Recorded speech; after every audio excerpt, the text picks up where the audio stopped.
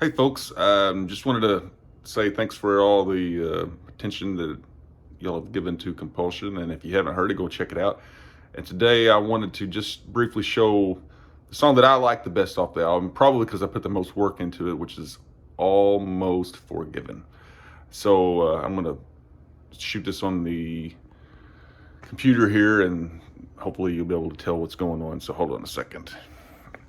Okay, so we'll start up here at the top. This is the completed song. As you can see down here, I have 50 tracks, and you got four bus tracks. I've got more than that in the mixer. We'll start at the top here, if I can get back up here. It's no secret that I use Easy Drummer. I program all this myself, so I'm not just dragging and dropping and forgetting about it. I want everything to be precisely the way I want it to be.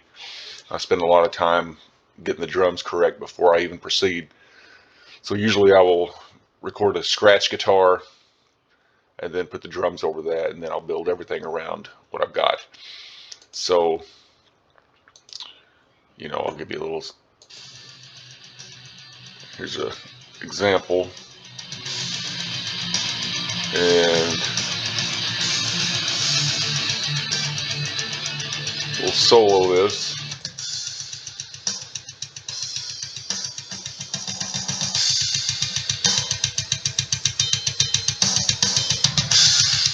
It's my goal to make this sound as real as possible, to the point where if I ever had the opportunity to play with real people, they could come right in and it's feasible for them to do. I don't want to make something that only a computer can play. I want this to sound as real as possible.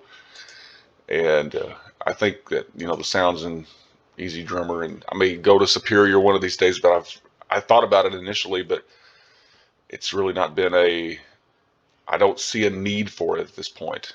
It sounds great, and I can get what I want. I have several different kits I use depending on the song, so we'll move on.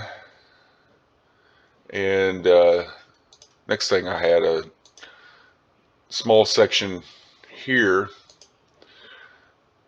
of keyboards. It's just a piano. I use easy keys, but this was actually played.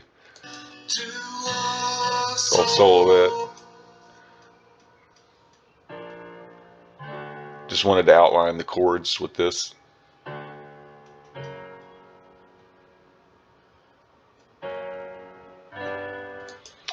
And then I get into some just sound effects. So what is this? Solo this. What is this? Oh yeah. This is part of this part right here.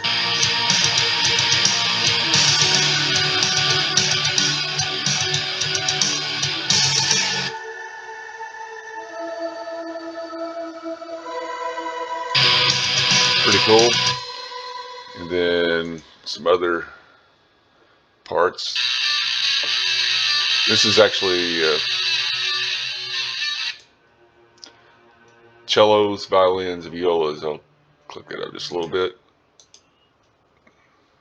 Here we go. Just going with all of this.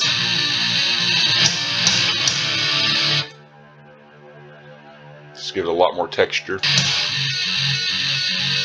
Then after those, I get into just straight up sound effects, which I like to incorporate just to add more depth. So this is just a ambience, and that goes along with this. And then the next one, just some added depth. Here's another one. Sounds like a rain stick. Most of these sounds I can get in Studio One, which is what I use. So Some of these are created, some of them are just WAV files that are already there.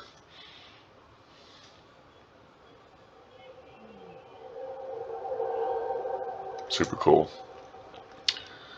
Alright, then final one are some explosions towards the end. In this part right here.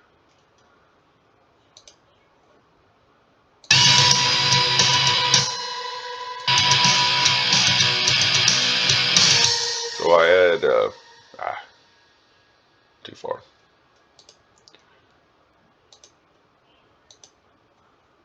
So those sound like this. Just a big old explosion. Okay, then I get into the guitars, which depending on how you want to count, if you want to include the bass, I have 18 guitar tracks. There's 1, 2, 3, 4, 5, 6, 7, 8, 9, 10, 11, 12, 13, 14, 15, 16, 17, and then the bass, 18. So the red, the blue, the green are guitars, and the brown is the bass. So these two guitars are my primary rhythm guitars. We'll solo them both. They're played identical, just pan left and right, two different tracks. But I do play them separately, so it gives me more of a stereo depth. So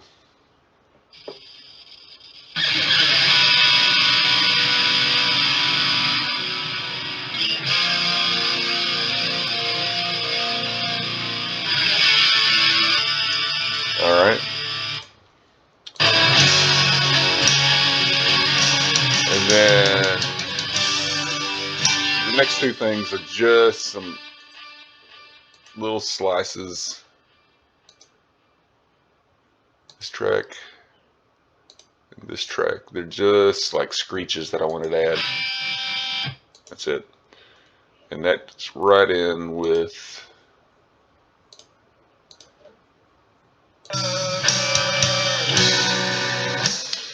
if you notice, I've got these two tracks doing something similar. I went out after I recorded it, I think I wanted it to be a little more punchier. And I got some more guitar pick slides, I think, right there. And then looks like we're getting into another distorted guitar with a different texture.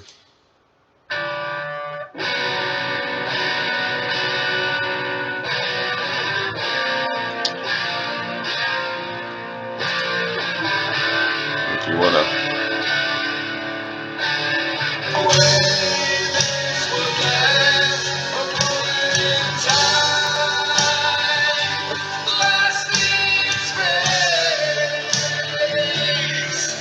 then this, I got several different. This is the tapping intro. And I have 3 different tapping intros. The reason for that is this one, if you listen to the song, it the EQ starts off real brittle and gradually comes to the full EQ when the rest of us kicks in.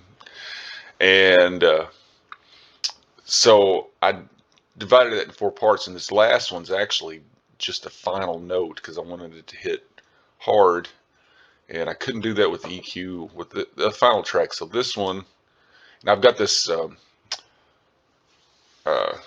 automated, so the EQ changes over time, but we all know if you listen to the song, this is the beginning of the song right here.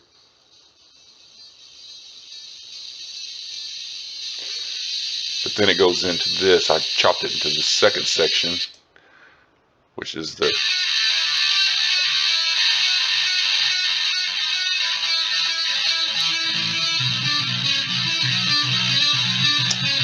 and that final one is just the last note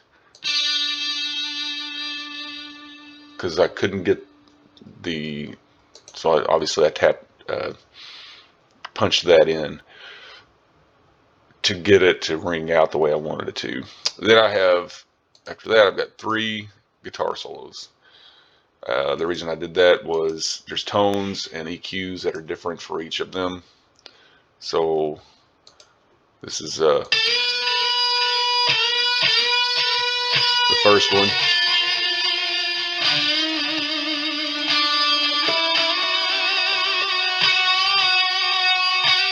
And the next one is like the sweeping one. And then you got the final one here.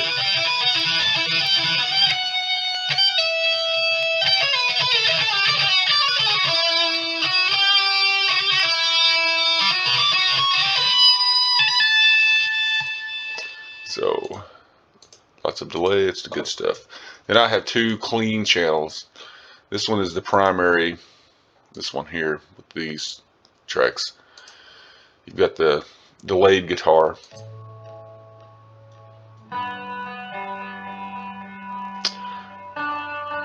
And then I have on this bit right here, it's more of a chorusy guitar. And then the final one is the very end, and I wanted just a dry guitar.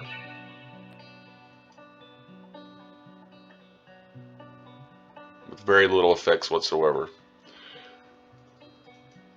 Okay.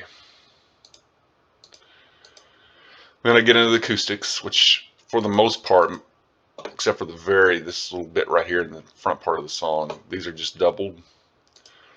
So,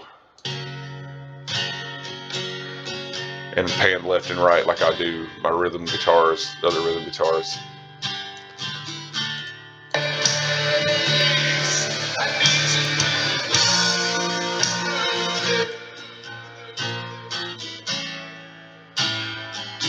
All right. Moving on, obviously we got the bass. And considering how many different changes there are in the song, sometimes I'll do more than one bass part, but I got it to work. So, you know what a bass sounds like.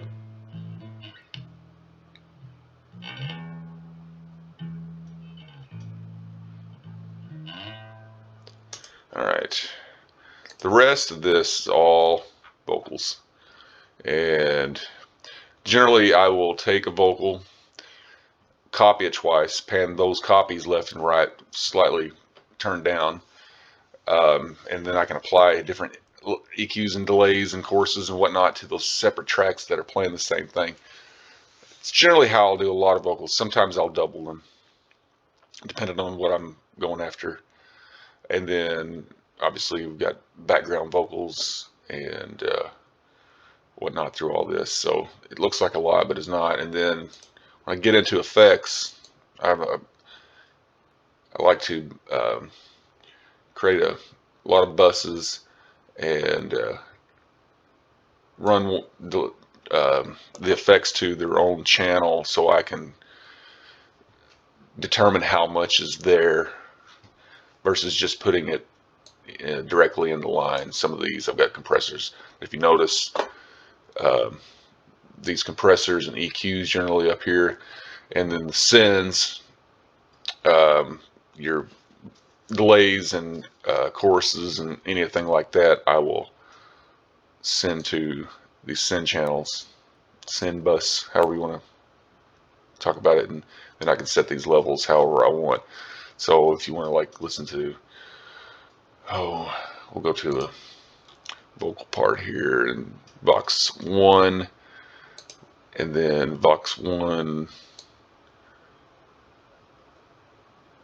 reverb right here, and we'll solo it, so we're just hearing the reverb.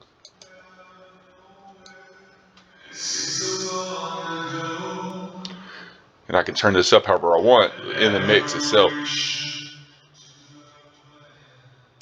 And same thing with the delay.